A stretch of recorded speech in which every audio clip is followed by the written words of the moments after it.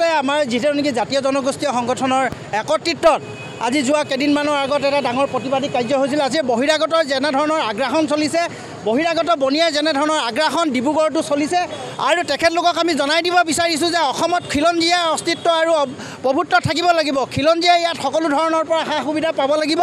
আমি তেখেতলোকক জনাইছিলোঁ আৰু ডিব্ৰুগড় জিলাৰ যি মেয়ৰ ডাঙৰীয়া তেখেতলোকে এখন নটিফিকেশ্যন জাৰি কৰিছিলে। তাৰ স্বত্তেও তেখেতলোকে আজি পৰ্যন্ত আমি আহি দেখা নাপালোঁ যে তেখেতলোকে যিবিলাক বেনাৰ হৰ্ডিঙত আমি অসমীয়াত স্পষ্টকৈ ডাঙৰকৈ অসমীয়াত লিখি তাৰ তলত বেলেগ আখৰ আমি লিখিবলৈ তেখেতলোকক আমি অনুৰোধ জনাইছিলোঁ। কিন্তু তেখেতলোকে আমাৰ অনুৰোধ কিঞ্চিত মানুহ তেখেতলোকে সঁহাৰি নজনালে তাত আমাৰ দল সংগঠনৰ সকলো কৰ্মী ক্ষোভিত হৈছে আৰু তেখেতলোকক জনাই দিব বিচাৰিছোঁ যে অনাগত দিনত যদি তেখেতলোকে ইয়াত অসমীয়া ভাষাত স্পষ্টকৈ বেনাৰ হৰ্ডিংবিলাক যদি তেখেতলোকে স্পষ্টকৈ প্ৰকাশ নকৰে, আমি কিন্তু তেখেতলোকৰ বেনাৰ হৰ্ডিংবিলাক আমি আৰু অনাগত দিনত আমি নমাই দিবলৈ বাধ্য হ'ম। জয় অসম।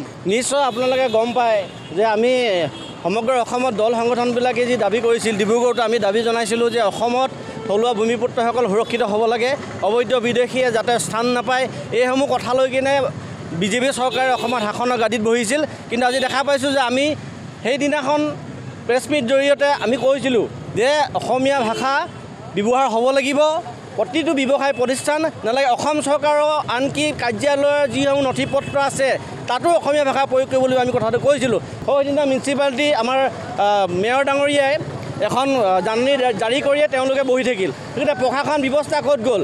আজি দেখিছে আমাৰ দল সংগঠনৰ নেতাকৰ্মীসকলে আহি কিনে আমি আজি নিজেই আজি হাতত মানে কাৰ্যসূচী ল'বলগীয়া হৈছে। তেতিয়াহ'লে মেয়ৰ ডাঙৰীয়াই যে যিখন পত্ৰ প্ৰেৰণ কৰিছিল মানে ব্যৱসায়ীসকললৈ, তাৰমানে ভেঙু চলি আছিল নেকি? তেখেতৰ মেয়ৰৰ পাৱাৰ নাই নেকি?